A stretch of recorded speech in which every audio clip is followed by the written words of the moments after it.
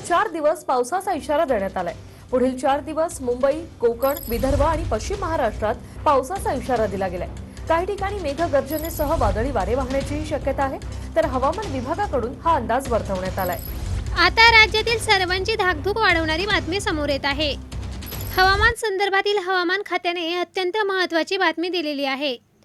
20 April पासून ते 24 April पर्यंत राज्याच्या विविध भागांमध्ये वादळी वारा, विजांचा कडकडाट आणि गारपिटीचा इशारा देण्यात आलेला आहे। आता कोणकोणत्या जिल्ह्यांचा यामध्ये समावेश आहे आणि कोणत्या जिल्ह्यांना याचा फटका बसणार आहे, सविस्तर जाणून घेऊया। परंतु तुम्ही या चॅनलवर जर नवीन आला असाल तर चॅनल सबस्क्राईब करा या व्हिडिओच्या माध्यमातून।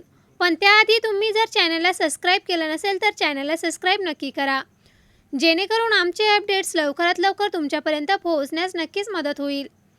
राज्यात उन्हाचा पारा आणि 40 ते 45 अंशावर पोहोचलेला असताना निसर्गाचं चक्र फिरलेलं आहे। अकोला आणि वर्धा जिल्ह्यात तापमानाने 45 अंशांचा उच्चांक गाठलेला असताना आता पावसाच्या सरी राज्याला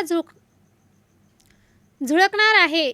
हवामान खात्याच्या ताज्या अंदाजानुसार विदर्भ आणि मराठवाड्यामध्ये, मध्य महाराष्ट्र आणि कोकणच्या 4ही विभागांमध्ये पुढील 5 दिवसांमध्ये येलो अलर्ट जारी करण्यात आला आहे।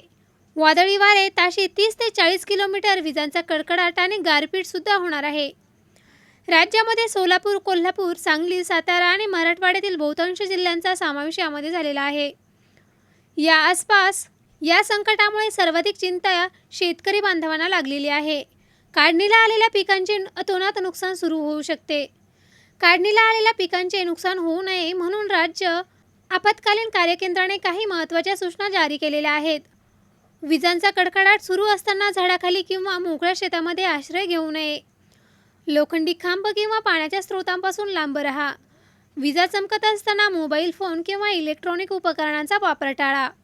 शेतकरी बांधवांनी विजांच्या इशाऱ्याच्या काळामध्ये शेतात काम करणं नक्कीच टाळावं। सार्वजनिक यात्रा, उत्सव किंवा मैदानी कार्यक्रम स्थगिती करण्याचे आवाहन सुद्धा करण्यात आलेले आहे।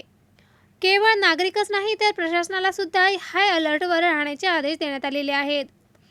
ग्रामपंचायत, पोलीस प्रशासन आणि आरोग्य विभागाने तात्काळ सतर्कता बाळगावी, अशा सूचना राज्य सरकारने दिलेल्या आहेत।